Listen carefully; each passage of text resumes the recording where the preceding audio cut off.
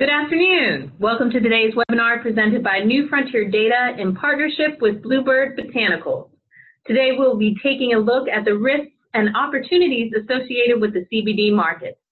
My name is Gretchen Gailey, Executive Vice President of Communications and Government Affairs at New Frontier Data, and I'll be your moderator. Just a few quick housekeeping items. First, today's event is being recorded and will be made available to you after the webinar. We will send out an email to view the webinar as soon as it is available.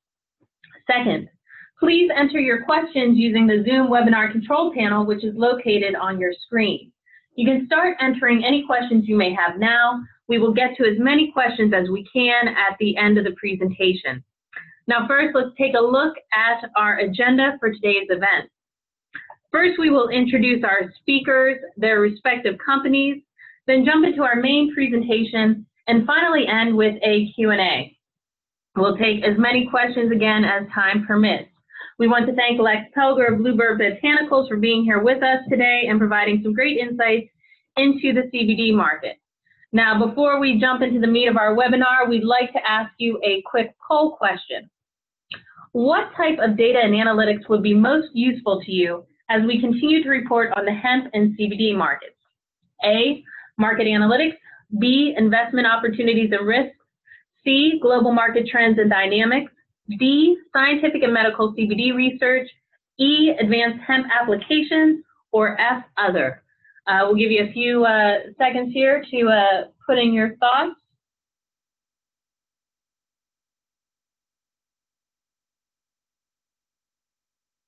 All right, well, thank you for sharing. We will reveal the results after we hear from all of our speakers. And please remember, as we are going through our presentation, send in your questions. Now to meet our speakers. First, we have John Kagia, Chief Knowledge Officer of New Frontier Data. John? Thank you, Gretchen, and good afternoon, everyone. It is an absolute delight to be here to present the latest findings from our newest report, the 2018 CBD industry market report. For those of you who don't know us, New Frontier Data is an analytics firm that is focused exclusively on the legal cannabis industry. And we view our mission and mandate as presenting a rigorously analyzed, fiercely objective, and deeply insightful perspective on both where the cannabis industry is today and on where it's going. Prior to joining cannabis, I had the privilege of working in a range of sectors, from government solutions, education technology, global public diplomacy, even social media. But I've never worked in a sector that has grown this quickly, that is evolving at the rate, or that has evolved at the rate that the cannabis industry is evolving, and that critically has the potential social, economic, and health implications for our global community that cannabis legalization could have. I should also add that I've also never worked in a sector that has created this level of wealth creation opportunities that cannabis does. And because of those reasons, we think that cannabis is not only one of the fastest moving sectors of our economy, I strongly believe it's one of the most exciting sectors of our economy right now. CBD is a critical aspect of that. It's one of the hottest areas of this market, and we're very, very much looking forward to sharing our insights into the CBD environment with you this afternoon. All right, thank you so much, John. Next, we have Lex Pelger, Science Director of Bluebird Botanicals. Lex? Hi, I'm Lex Pelger. So Bluebird Botanicals, we are here outside Denver, Colorado, in a town called Louisville, and we make hemp-derived CBD oil from hemp that's all grown here in Colorado. And we pride ourselves on the quality and the third-party batch system we have, but it's also a company that gives back a lot. It's really a pleasure to work here. The CEO, Brendan Beatty, likes to be on the cutting edge of quality, but he also likes to give back to a lot of different groups to support. And so it's been a pretty awesome place to work. And it's, I believe it's the largest private company in the space, as far as I know. And it gives us a nice perspective, both from our customers and what Brandon gets to see as a member of the U.S. Hemp Roundtable in terms of what's happening in the industry right now. So that's what I'll be sharing on a little bit later. All right, thank you so much, Lex. Next, we have Sean Murphy, who is the new Director of Hemp Analytics for New Frontier Data, and he's also the Chief Editor of the Hemp Business Journal. Sean. Good afternoon, everyone. It's a pleasure to be here. As Gretchen said, I'm the founder of Hemp Business Journal and also the Hemp Summit at NOCO, an industry event where we gather the leaders and executives of the industry. Hemp Business Journal, everyone, was acquired by New Frontier Data earlier this year, and so began an even more in-depth research and analysis into the CBD market. The report we're talking about today, the CBD report, is a culmination of this acquisition, of this merger between New Frontier Data and Hemp Business Journal. And it's really a culmination at a greater level of 3 years of reporting and analyzing this emerging market. We published the first CBD report in early 2015. We were the first to report on that, and we've learned so much the last 3 years, and it's really a pleasure and very exciting for us to get this report published, be able to share these findings with you, and help educate the market on where things are going. It's great to be here. All right, thank you so much, Sean. Now we're going to just head straight into our presentation, and John is going to be leading the way. John. Thank you very much, Gretchen. To begin this conversation, we think it's important to put the CBD environment in context. So I'd like to start by first giving us an overview of the overall cannabis industry environment to show where CBD sits in context. New Frontier Data has spent much of the past 4 years trying to understand the total size of the legal regulated cannabis environment. And in that time, we've developed this model that builds our forecasts from the state level, which we then roll up into a national aggregated view. Based on our most recent modeling, we estimate that in 2018 alone, the combined US market will total nearly $10 billion, growing to nearly $15 billion by 2020. And hitting $23 billion by 2025. Now, a couple of important things to note about these numbers. These are just retail sales to cannabis consumers, so it doesn't include revenues being generated by producers, processors, or other stakeholders in the ancillary markets. Second, these are US sales only, and sales only within currently legal states. So in the out-year forecasts, we are not making any assumptions about what the newly legal states like Michigan, which is looks like it's on track to legalize this November, might add to the total size of this economy. But what you're seeing currently are just the states where it's currently legal. And then third, like I said, this is just US only. So this doesn't include the additional nearly $8 billion that we expect to be generated in sales in Canada alone by 2025. The point of all of that is that this is a very, very rapidly growing market and one which is creating very, very significant opportunity as adult use progresses around the states and to new markets around the world. So why is cannabis growing so explosively? One of the catalytic reasons has been this extraordinary shift in public attitudes toward cannabis and specifically toward medical cannabis. Based on the Quinnipiac poll released earlier this year, support for medical legalization in the US now sits at 91%. If you think about that in context, at a time when the US body politic feels like it has never been more divided, this is one issue where there's almost universal consensus that the public is behind medical cannabis. And we think that's been really instrumental in shaping both attitudes around medical cannabis and adoption of these products. I would also note that when you look at the groups, the subgroups within our society, whether it's by gender or by political party or by race, other than Republicans who support cannabis at a slightly lower rate than independents and Democrats, and that's been historically true for as long as this research has been conducted, broadly speaking, support is uniform across every group in society. And again, that bodes very positively for the medical cannabis industry as we look out to more states making it legal and more of the industry's infrastructure becoming available in communities around the country.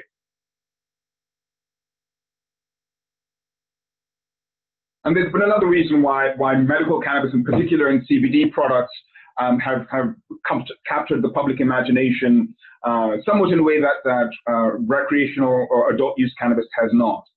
And that's because in many states around the country, CBD products are being sold in traditional retail channels.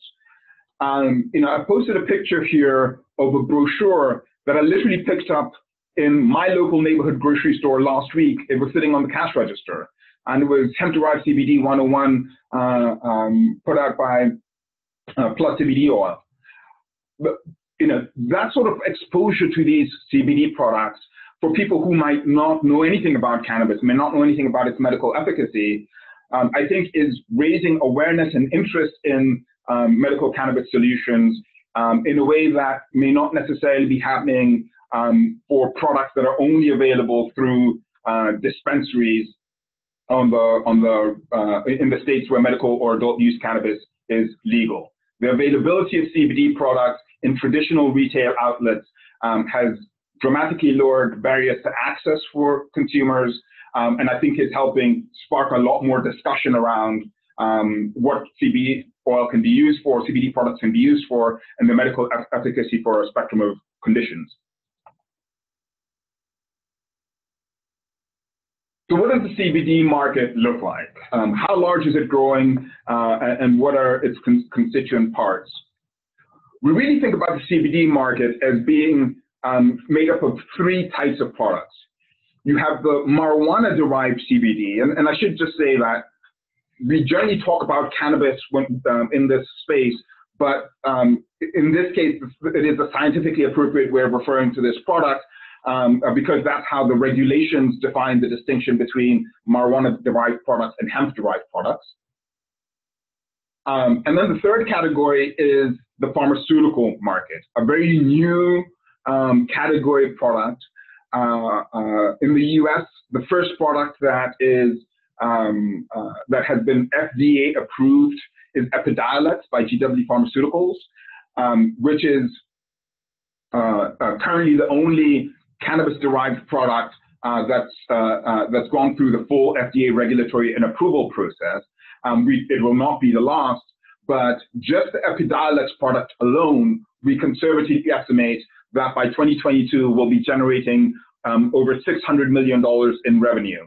And that is quite conservative estimates of that. Taken together, these three categories will total nearly $2 billion by 2022.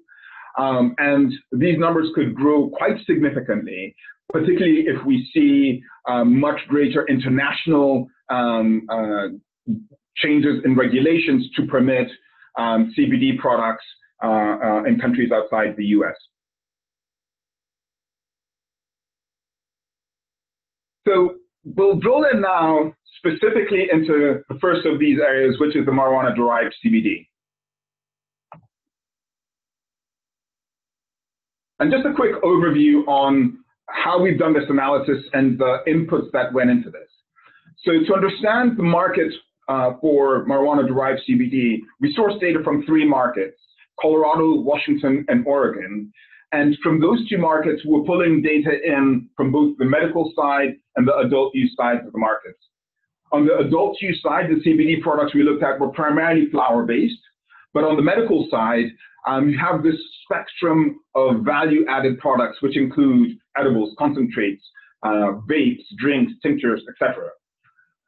These value-add categories are growing quite explosively, and particularly as the product development and science around CBD product development has accelerated, we're seeing an accelerating diversity of products that fall under this value-add category hitting the market. So in that context, when people ask us whether CBD products are pure CBD. We think it's important to note that CBD products can include THC. And indeed, in a lot of these product labels for the retail products that are being made available, the products are classified based on the ratio of CBD to THC.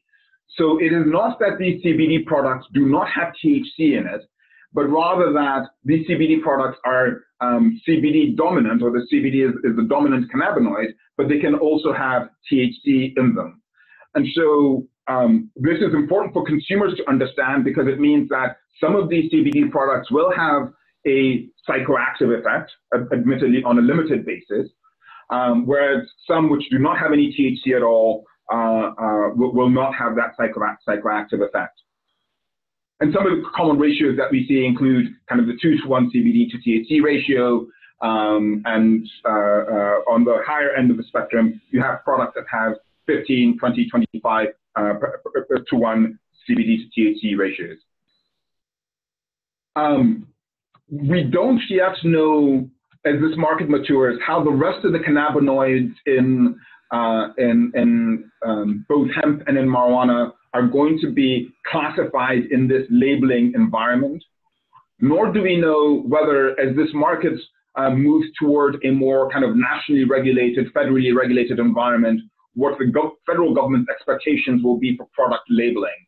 But as it currently stands, this idea of ratios rather than percentages of CBD seems to be the standard that the market has adopted. So just a quick recap of the overview of the marijuana-derived market. First, the CBD market is young and evolving very quickly. We have a long way to go, both domestically and internationally, as the laws continue to evolve, and there's going to be a huge amount of wealth creation opportunities in this environment. Second, particularly because of the combination of shifting public attitudes, coupled with the growing science that shows that CBD can be efficacious to treat or to manage a range of medical conditions, it's sparking greater interest amongst consumers, and that's creating a broader audience for these companies to engage consumers who may want to understand whether cannabis might be, or CBD might be effective for their medical conditions. And when you tie that into the expanding adult use legalization and expanding medical legalization, we see very large market opportunities. We do anticipate a tension to build between marijuana-derived and hemp-derived CBD, partly because marijuana tends to be regulated much more stringently than hemp. It means that some of the cost burden on marijuana-derived CBD producers might be higher than those of hemp-derived CBD manufacturers.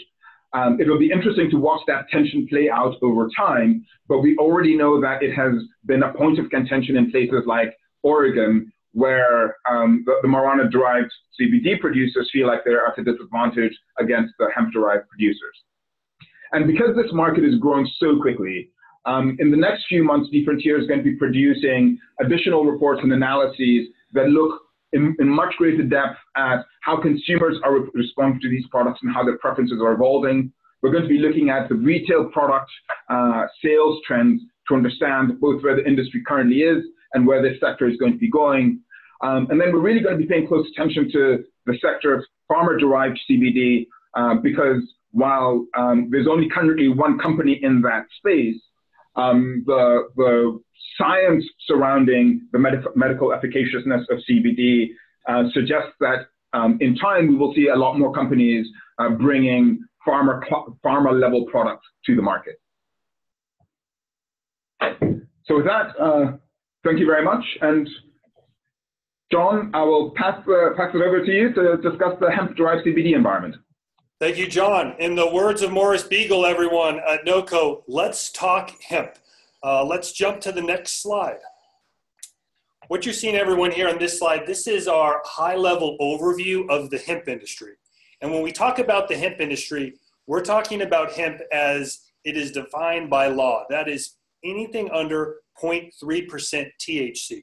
If it's under 0.3% THC and it's grown under a hemp license, it is industrial hemp. This is really important when we look at the three market categories to think about this term that we first started using several years ago. Now it seems to be the term, derived, hemp-derived, marijuana-derived, or also hemp-based or marijuana-based CBD. Another term to keep in mind is source rule.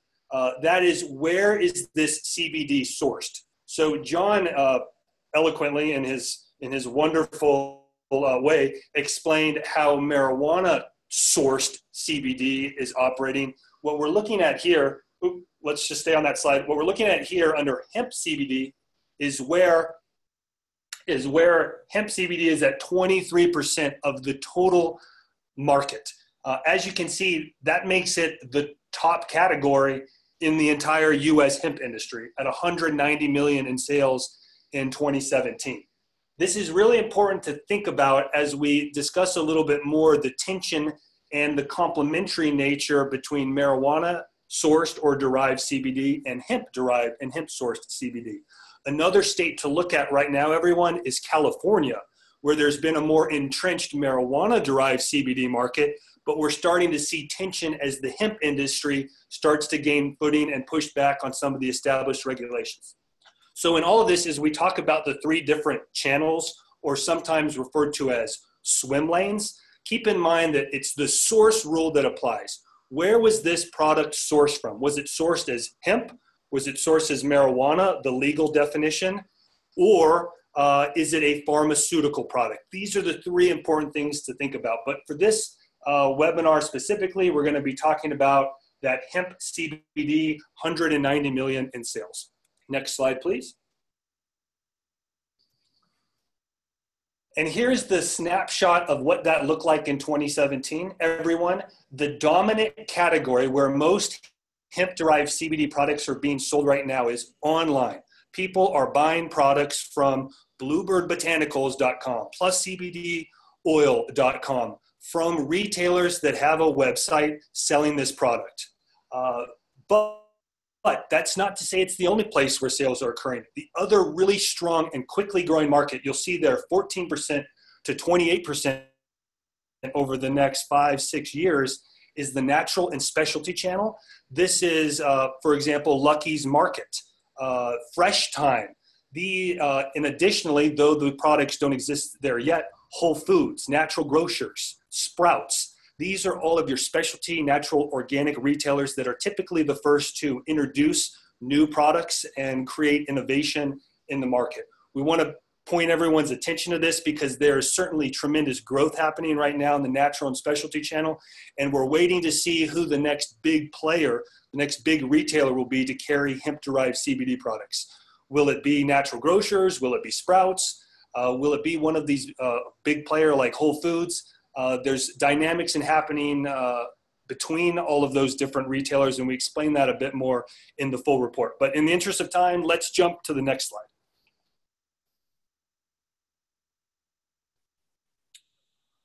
All right, this image, everyone, is a hot category right now in the hemp-derived CBD space. That is animal and pet sales. We've had a lot of questions over the last year about what's happening in this market, and here is the result of our analysis. Of that 190 million in sales in 2017, about 13 million of that was in this animal pet care category. It's difficult to track this category, everyone, but the result has been people reporting primarily sales to dogs. We're not seeing a lot of feline product sales yet, but mostly dogs, aches and pains, inflammation, and the like. One that we think people should be looking at and considering, or that products are being developed for right now, is equine. So horses, think thoroughbred horses, certainly a high value pet or animal. And we think products are really going to start coming online to help horses around hemp-derived CBD. Okay, next slide. Now let's talk about the exciting slide, everyone. This is our hemp-derived CBD 2017 sales leaders. We did an analysis of all the top companies that are selling CBD hemp-derived products, and here is a result of that. We break this down further in the full report, but what we wanted to do was share here the different pricing tiers so you can begin to get a sense of who the leading sales companies are. What's most interesting here and to make note of these top 4 tiers. So companies selling over 1-2 million in sales in 2017, they represent about 70% of all hemp-derived CBD sales. So these leading companies, the ones that you see here, they are establishing themselves and growing their sales channels and positioning themselves to move into mass market channels as the industry starts to gain more traction. In other words, these are the companies we're watching closely, but at the same time, please let us know if we've missed one or two, and we're always looking to gain more market insight and intel from quick, fast-growing hemp-derived CBD companies. Okay, next slide, please. That brings us, everyone, to our third swim lane or our third market channel, and that's pharmaceutical CBD. So think how we talked about the source rule previously. What's important to remember here is although Epidiolex is sourced from marijuana, because it's a drug, it's a completely different supply chain, a completely different sales channel, different regulators, the FDA, DEA. It's essentially a completely different market category. That's not to say that the product is completely different. We see isolates, we see extracts in hemp-derived CBD, but this is a drug, everyone. It takes a drug timeline. It's a completely different process than the other 2 categories. And let's dive into what that looks like. Next slide, please. Here is Epidiolex, everyone. This is the CBD drug about to hit the market. The FDA recently approved Epidiolex, and we're expecting sometime in September for the DEA to schedule Epidiolex. We think it will be a Schedule 4 drug. And when that happens, when the DEA schedules Epidiolex, this channel officially begins. Greenwich Bioscience is the subsidiary of GW Pharmaceutical, the owner of the drug. They will take to market the drug. They have a very large professional sales team, 60, 70 people, that will begin contacting doctors and healthcare providers to sell Epidiolex. $32,500 price. Of course, most people's insurer will pay for this, and people will say, well, oh, then it's the same price as other products based on insurance. Well, keep in mind, we all ultimately pay for the insurance through taxes. So though it is a high price, something to keep in mind about that. Also important to note about Epidiolex is we have these 2 regions, right? The US, where it's going to be hitting the market in September, October this year, and then seeing Europe coming online, most likely in Q1 or Q2, where sales will begin in Europe. And here's our projections for those. Things, of course, starting around small in each market, 15, 30 million. That's actually small for pharmaceutical sales, but of course, growing to establish itself online with the entire marijuana-derived and the entire hemp-derived CBD market. So we see these 3 channels, these 3 categories, helping us understand the dynamics happening across the entire CBD industry. Next slide, please. And I think this brings us to my last slide, everyone, today. This is the hot category, the hot topic to know about. We're seeing a lot of M&A activity occurring right now where the marijuana-derived CBD industry is getting together with the hemp industry. With the Cannabis Act going into effect in October, we've seen a lot of the large LPs acquiring hemp companies to start building their hemp supply chains. They can now begin extracting from hemp-derived CBD to move these products through their existing retail channels. So here's an overview of some of these larger deals that have occurred.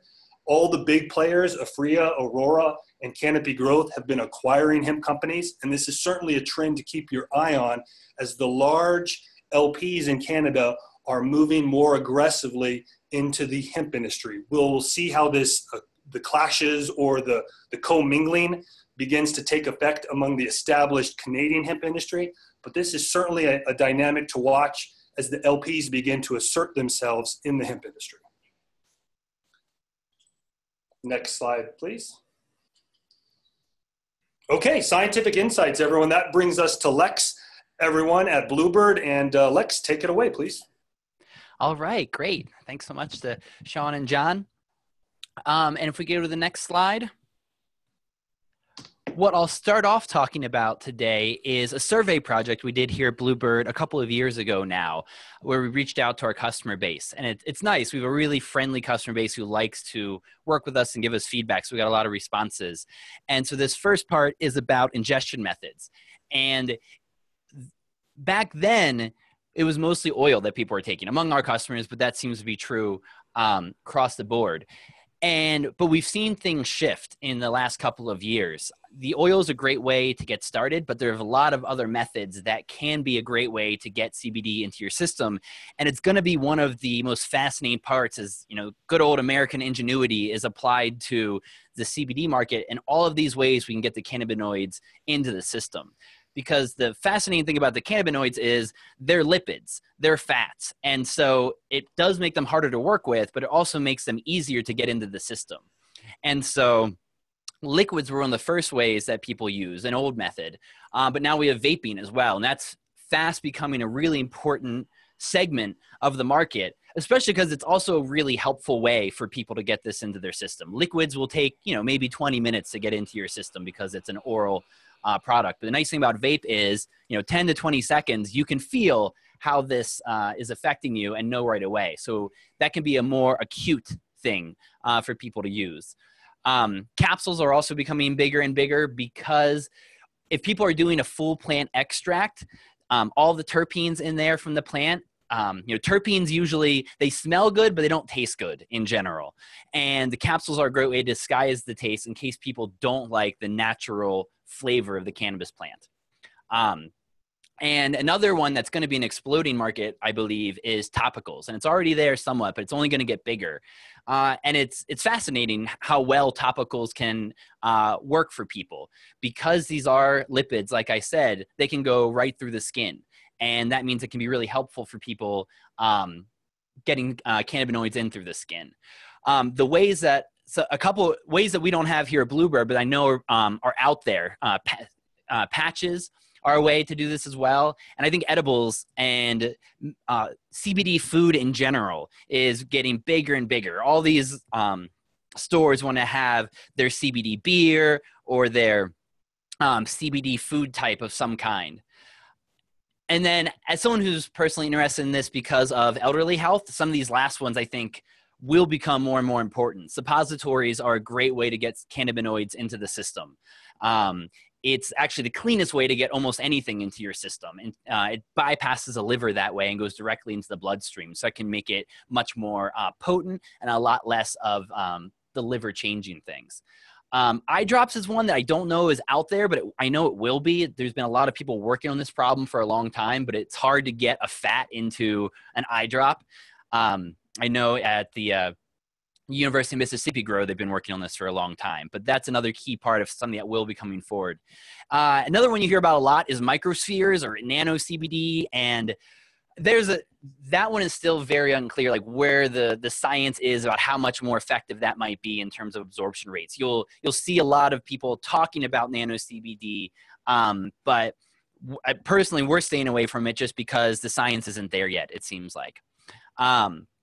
And the other part of the survey that was interesting, I don't have the slide for it, is just the amounts that people were ingesting. And most of our customers, it's fairly small amounts that people need. It's 5 to 10 to 15 milligrams a day. And because in general tolerance doesn't develop to CBD, people can just keep using that amount for their health for long periods of time. It's a little bit about finding your own sweet spot and what works for you.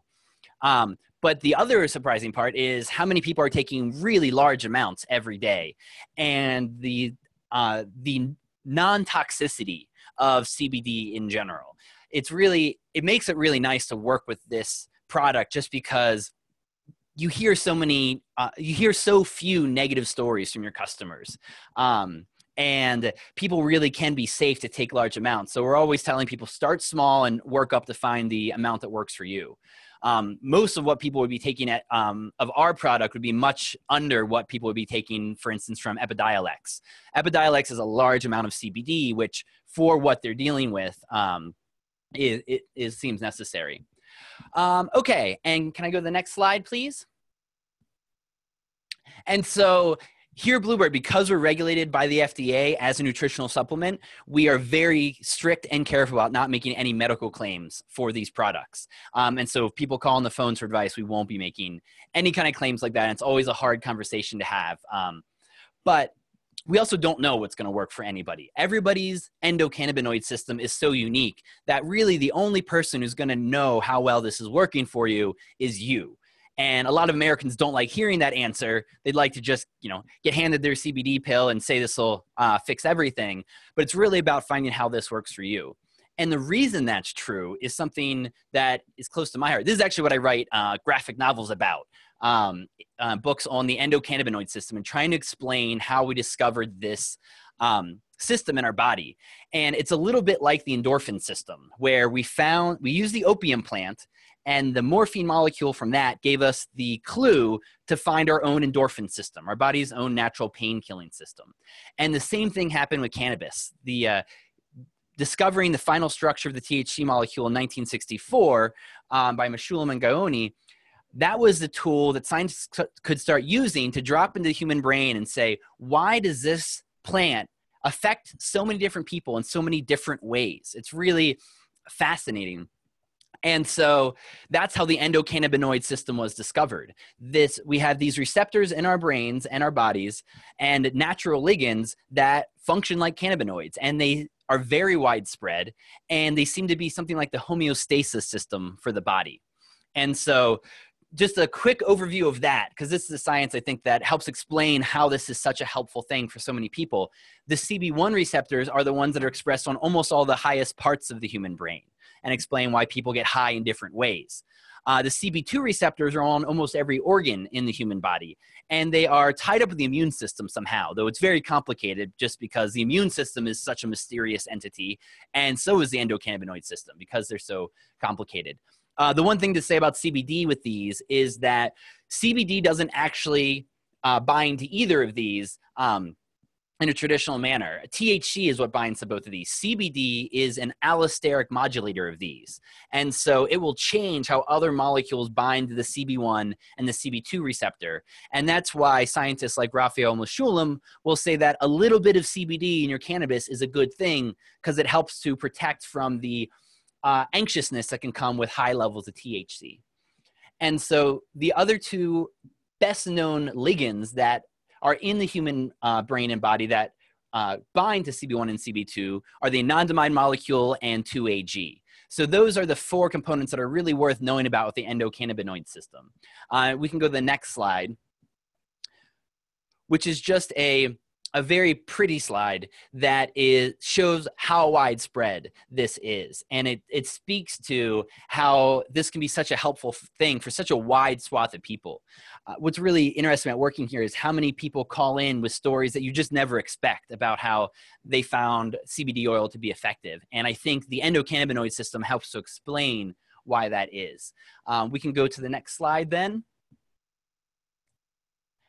And this will just be my last slide with a little bit about what we see from our position here in industry and working really hard to keep our ears to the ground.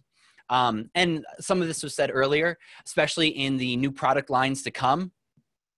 The topicals is definitely the most exciting in a lot of ways. And I think that's going to be one that's really blowing up. And then, as was said earlier, pet products as well. That's one that we hear a lot about, not only for dogs and cats, but we have a lot of people with horses or donkeys or mules. And we even have pictures with Rufus the kangaroo, who's at a park in Florida. And apparently CBD oil made a big difference for this kangaroo. And so we have pictures of the kangaroo holding the product. Because one of the things to know about the endocannabinoid system is that it's in every animal with a spinal column. So it's very, very highly conserved in organisms. This goes far back in evolutionary history. Before life left the ocean, there was an endocannabinoid system there to function as a homeostasis system for the body. And so that's how important it's been to the biochemistry of humans. And also that's why it works, it seems like, on these other creatures that we hang out with. And then the last category is the conventional food items. And this is one that could be one of those categories, like we said earlier, that will be the next one to blow up because can be put into so many different food items. And it's just so trendy. People love CBD right now. Someone said it's the kale salad of the kale of 2018. Hopefully we'll go on longer than that, but it's not a bad way to think about it. In terms of business, what we see the most is a natural retail stores coming online with this. They really get what we're trying to do here. Full plant extracts from an old human plant. It really fits into that kind of thinking. The other is the big money that's coming into this. There is historic valuations, there's VC funding, and it's such a hot time to be around it. And then the last part that we didn't get into that much yet was the politics and the Hemp Farming Act of 2018.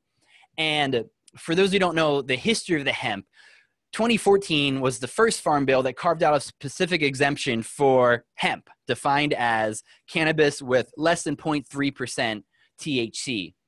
And so, but there were some strings attached to it. You had to register with the state. You had to be under their agricultural program, some other kinds of restrictions going on. And so the 2018 Farm Bill will be the nitroglycerin. If it passes, and it's being personally shepherded by Mitch McConnell because he's from the hemp growing state of Kentucky, it is a very, very clear distinction that's going to carve out CBD sourced from hemp as completely outside the CSA as a nutritional supplement, and that will really completely open up the field. Right now, there's a couple hundred companies out there that are fine with what the legal status is now, and they see that this isn't getting enforced that widely, except on a more local level, people haven't been caught up yet. But the 2018 Farm Bill will permanently enshrine the hemp exemption, and that's what's really going to take this field to the next level. And the last part to mention is just how this fight's never going to be quite over, though, it seems like. At the state level, there's always things going on. California just issued some backwards rulings. Alabama has 2 county prosecutors going after retailers.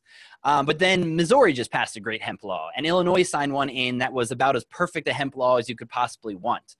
And so if you're curious about hemp laws and want to be a supporter, you can go to hempsupporter.com, and the U.S. Hemp Roundtable, our CEO, Brandon Beatty, is very active on that. And they're playing whack-a-mole constantly. Whenever states issue bad laws that are against the federal law that are targeting hemp CBD, they go and they try to show the evidence, show where the law is right now, and let people know. And so that the U.S. Hemp Roundtable is a great place to watch for this. And so there's a little bit of our perspective from Bluebird Botanicals, and thank you very much for listening. Hey, Lex, sorry to interrupt you there, but did you say kangaroo? I did say kangaroo. Rufus. We have a picture of Rufus. He is on our social media feeds. And he's not the craziest animal we have. Yeah, it's been wild. It helps. It can really be great for pets. That's pretty incredible, just because I think it shows the extent of the endocannabinoid system and how it impacts all mammals. And applications where I'm talking about racehorses, it hadn't even dawned on me, zoo animals or exotic pets. Like, these are all animals that can experience benefit from a balanced endocannabinoid system. It's pretty incredible. Yeah. Okay. All right. Thank you so much for the presentation. We do have to jump back into a few other things here. Let's start with the results of our poll question, and just a quick reminder to folks before I give those results that you can fill in questions into the chat here, and we will take as many as we possibly can. So the results of our poll question: what type of data and analytics would be most useful to you as we continue to report on the hemp and CBD market? Pretty overwhelmingly, everyone said market analysis, total size, segmentation, competitive environment by 41%, followed up by information on scientific and medical CBD research. So thank you so much for the feedback. We will definitely keep that in mind as we move forward with our research. Now we're going to jump into the Q&A section of our presentation. And just to remind everyone, you will be getting a recording of the webinar probably early next week. Takes a little time to edit it, but we'll put it together for you. Our first question I'm going to put out to John, because he has been sitting here looking lonely for a bit. Do CBD products help with barrier to entry, especially from a recreational standpoint? Thanks for the question, Gretchen. As both Sean and Lex alluded to, the difference between the regulation of marijuana-derived CBD and hemp-derived CBD, and particularly the fact that you do see easier kind of barriers to, or lower barriers to entry on the hemp side of the ledger than on the marijuana side, does, in our estimation, make the CBD environment, particularly the hemp-derived CBD environment, or the hemp production side of the market, easier to become a participant in than the adult use or recreational cannabis environment in many states. Particularly when you think about things like the regulations around seed to sale tracking, around the security requirements and protocols required for recreational cannabis cultivation and processing. There do tend to be a lot of barriers and to entry, and it tends to be very, very resource intensive to set up a recreational business. Now, that is not to suggest that it is easy to set up a hemp-derived CBD business. Lex and his team can attest to the fact that, this, particularly when you're getting FDA approval as a nutraceutical company, there are significant hurdles there that you do have to get through. But the regulatory burden, broadly speaking, is a little lower on the hemp side than it is on the recreational marijuana side. All right, thank you, John. Our next question is going to go to Sean. Question for you, Sean, is when do you expect the DEA to reschedule CBD?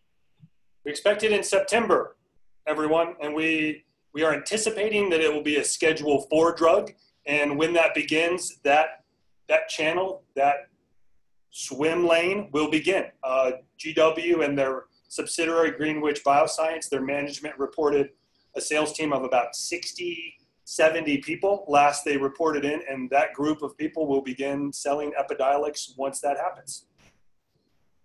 All right, thank you, Sean. Next question I have here is going to go for Lex.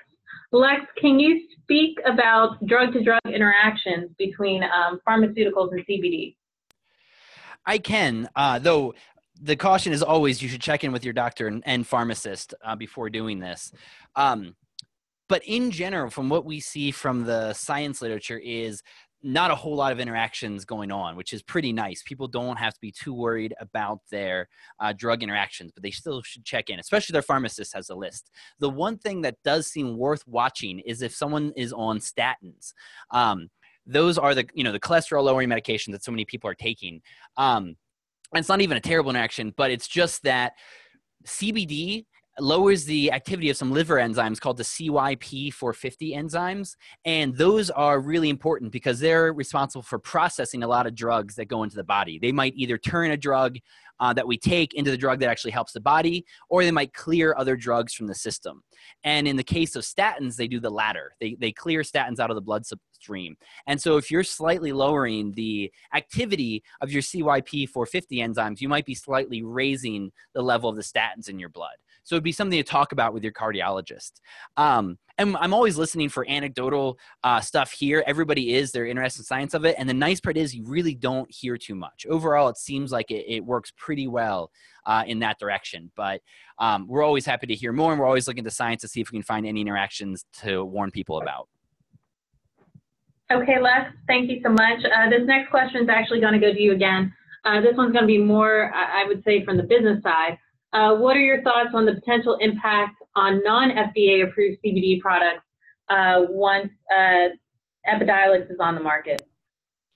I think that it will be actually helpful probably for the CBD industry. Actually, someone from GW whispered to us not too long ago, we're about to give you a ton of free advertising.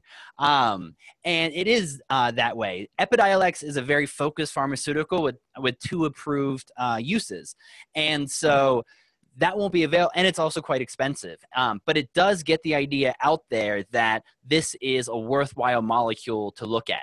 And so I think there's room for everybody there. We're certainly glad that GW has taken this incredibly difficult route of going through the FDA approval process. But we also feel good that people continue to like using CBD from hemp as a dietary supplement. Thank you, Lex. It looks like John has a little something to add. I just wanted to reiterate the point that Lex just made, because I think it is critically important. You know, the approval of GW Pharma's Epidiolex has been extraordinarily catalytic. Just even in my own travels, speaking to people who have been sitting on the sidelines of this space because there have been lingering questions about, you know, is cannabis really going to have real medical value, or is this just people who want to ultimately get to an adult use legalized environment? The fact that this has stood up and gone through the scrutiny of the government's most intensive regulatory review process, not just in the US, but in, I believe, 14 other countries around the world, has been catalytic to helping people reframe the way they think about the potential medical efficacy of cannabis. And I think it's led to a lot more interest in exploring how it can be used. So while the applications that GW Pharmaceutical has been approved for are very narrowly tailored, it does open a much broader discussion across the spectrum of uses for CBD products and more broadly for medical marijuana. All right, thank you, John. Our next question is coming in here. Let's see, are these marijuana/CBD companies vertically integrated for seed-to-shelf supply chain management? If so, how will this affect growers? The same question for hemp CBD. If you can't cross state lines, how will those companies sell their grow? Sean, would you like to take that? On the hemp side, everyone, yes. Some, not all, are vertically integrated. And yes, hemp products can move across state lines. Okay. Now, John, I know this is about CBD, but people still love to hear everything else you talk about. What other states are on track to legalize cannabis in some form in November? So, you know, the biggest one we're paying attention to right now is Michigan, because we think, you know, Michigan, because of the size of the state and the size of the adult use market that we expect to be formed there, that will be a market-moving event. You have other states like Missouri, which are looking at a medical law. And then for 2019 and 2020, we see a much broader list. So this November will be relatively light for ballot initiatives. But when we look at both 2019 and 2020 for ballot initiatives and state legislative laws, there we're including potentially as many as 13 states that we're paying attention to that are candidates for changes in their regulations. And we would include in that New York, which has just announced that it's going to have a robust debate on the future of adult use regulation in that market. New Jersey, which is behind schedule but has committed to building an adult use environment. There's a debate happening in Delaware right now. Vermont has legalized adult use but not set up a formal regulatory framework, and we expect that to happen in the next few months. Even places like Texas, where there's been a strong conservative bent, but there's momentum gaining there to advance a legislative bill through the next legislative cycle, means that, you know, by the end of 2020, we could be at a point where the vast majority of US states have now adopted some form of medical cannabis use, and we could see nearly a doubling of the states where adult use is legal. It's going to be a very, very exciting time for the next 24 months. All right, thank you, John. Next question, we're going to go back to Lex. Lex, how do you see CBD sales going as we move into the recreational use market for cannabis? Hey, everyone, it sounds like John's having a little bit of microphone. Okay, I'm sorry. Let me finish up this question here for Lex. How do you see CBD sales going as we move into the recreational use market for cannabis? Will recreational retailers be able to sell CBD on the same shelves as they sell cannabis currently? It's a great question, and it does differ a lot between state to state. Here in Colorado, for a while, you couldn't sell CBD products on the shelf. You actually couldn't sell anything that wasn't THC. You couldn't sell Coca-Cola. And so that's really going to be up to the states. But I think as the laws work out and normalize, the dispensaries will be a key part of the industry for CBD products because they can be great for introducing your grandparents to this stuff. CBD can be the first thing they try, and then they move on to the recreational once they're not scared so much of the whole cannabis thing. I think that overall, the more this idea of cannabis gets out there is going to be better. And the projections for the CBD hemp industry are really gigantic. The retail is going to keep going up, and then but even as the wholesale becomes a bigger and bigger slice as these different retailers get into it. So I think it's a really great time to be in this industry and to watch it taking off. Okay. This next question is going to go to Sean. Lex, you might also jump in on it. I saw something recently saying that whole plant extract CBD is better than other types. Can you talk a little more about that? Hey everyone, that's actually a little bit more complicated question than we probably have time for here, but that involves the entourage effect and what's going on with within a hemp extract. You have your cannabinoids, terpenes, flavonoids, this whole entourage of constituents in a plant extract. Very different than an isolate, which is going to be the isolated version of CBD or a cannabinoid. So there's people that are going to have different opinions about that, but the scientific community would absolutely say that a full spectrum extract is going to be a better delivery mechanism than an isolate. Yeah, and I'll jump in, and that's what we hear. That's what we believe in. Why we do full plant extracts. And the other question I see coming up again is about isolated CBD and the source of that. And for that one, if you're just using CBD, it is a molecule. So if you're deriving your CBD from hops or from some other plant that makes small amounts of CBD, you're still getting CBD out of it. And CBD by itself can be quite helpful for people, but it does seem like the terpenes and the other cannabinoids working together for good do better for people. All right. Next one, we're going to go back to Sean. Is there a comprehensive report or website that lists all the CBD producers, processors, and manufacturers by region and profit share?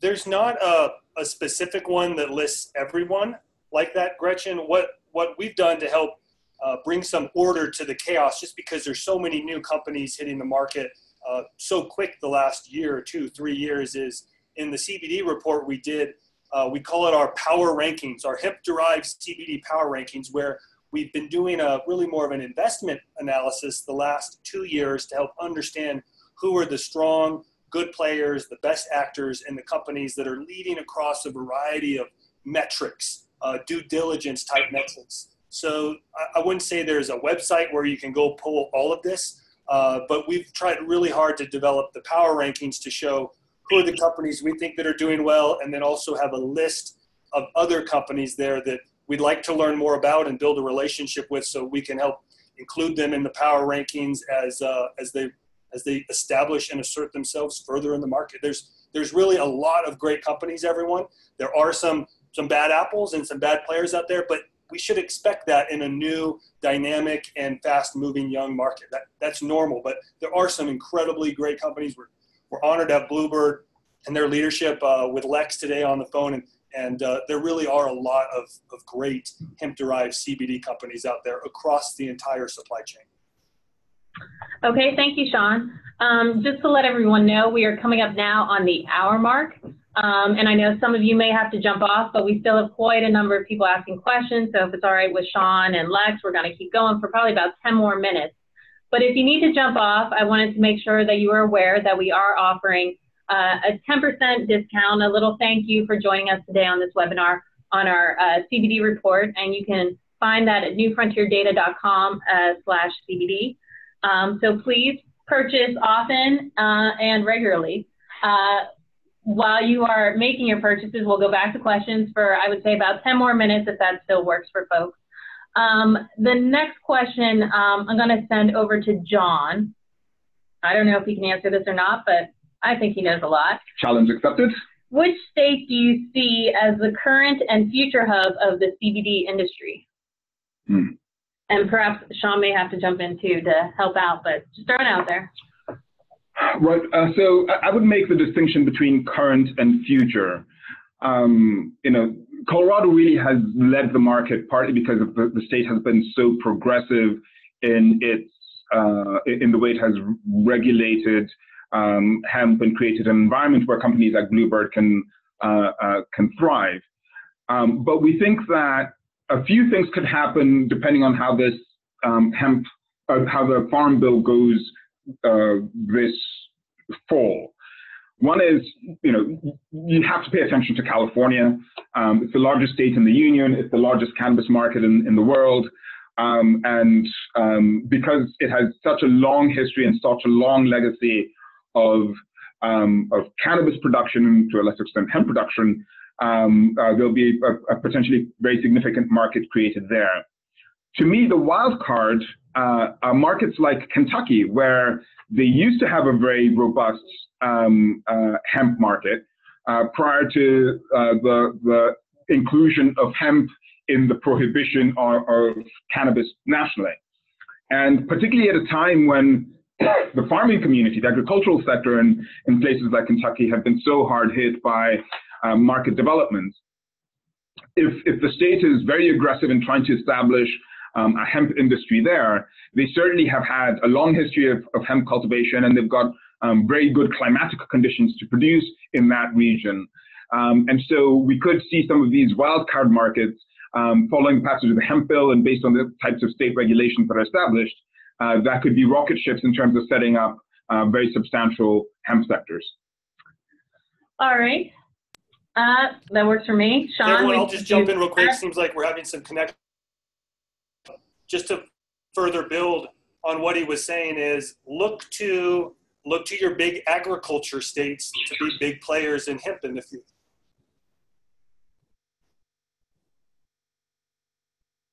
John, are you back? Sean, I think we might be having difficulty on your end. So let me throw a question out here to Lex while we check your connection. Lex, how do you compare efficacy between brands, and how do manufacturers work to keep their products consistent?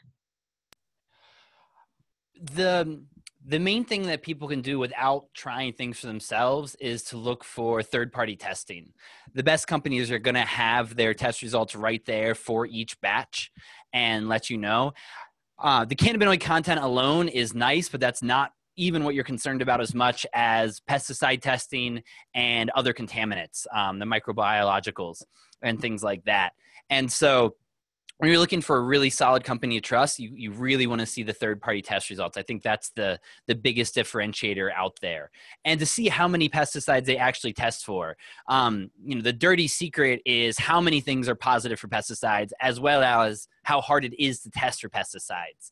There are so many out there. It's not easy things to test. And so if you're testing for 3 or 4 pesticides, it's easy for that to be a way to cover up some other positives. And so the more wide-ranging testing that you see on the product, I think that's one of the best ways you can know you're getting something that you can trust. All right, thank you, Lex. John, quick question for you. Yeah. Do you believe big box retailers like Amazon and Walmart will soon be getting into the hemp and CBD product distribution? We do, absolutely. Part of the way we're thinking about this is with this slow progression of changes, first in public attitudes and then in the rules and regulations governing this sector. Once the national framework creates an environment where the rules governing CBD make it available through traditional retail channels, and the businesses that make it available through those traditional retail channels are not going to face kind of risk of prosecution or jeopardizing their business operations. Then absolutely we think big box retailers are going to get involved in this space. When we're talking about a $2 billion market opportunity by 2022 as a conservative estimate, that's a lot of revenue and a lot of consumption to capture. And so we expect that there's going to be some competition building across these channels. And the upside of having these products available through traditional major outlets is that it becomes more accessible to the conventional consumer. Sean, do you have something to add to this? Yes, everyone. Something key, of course, to watch, we've talked about it numerous times here on the webinar, is how things shake out with Epidiolex. We think the big regulators, FDA, DEA, are very much on the radar of the large retailers. They want to see how things proceed when Epidiolex comes out.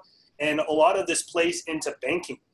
You ask, well, what does it have to do with banking, Sean? Well, keep in mind that these large retailers, they're all processing credit cards.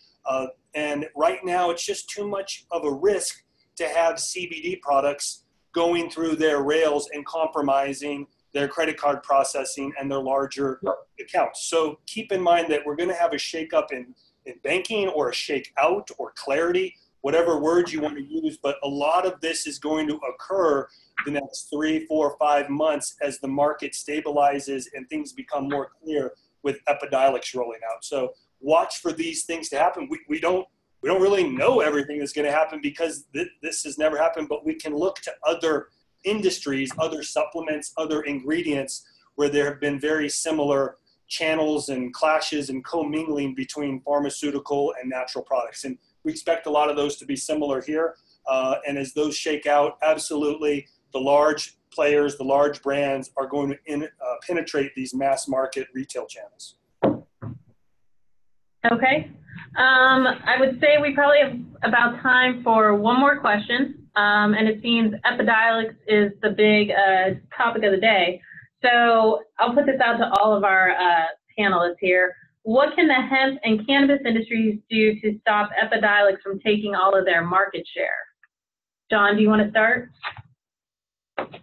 Sure. I mean, I would actually challenge the premise as picking up on a question that Lex had spoken to earlier, which is that because Epidiolex is so narrowly prescribed, it's been permitted for 2 specific conditions.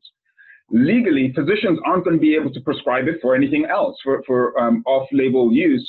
And candidly, I think even physicians will be very reluctant to prescribe a cannabis product for off-label use, given that it is such a new product in the pharmacopoeia.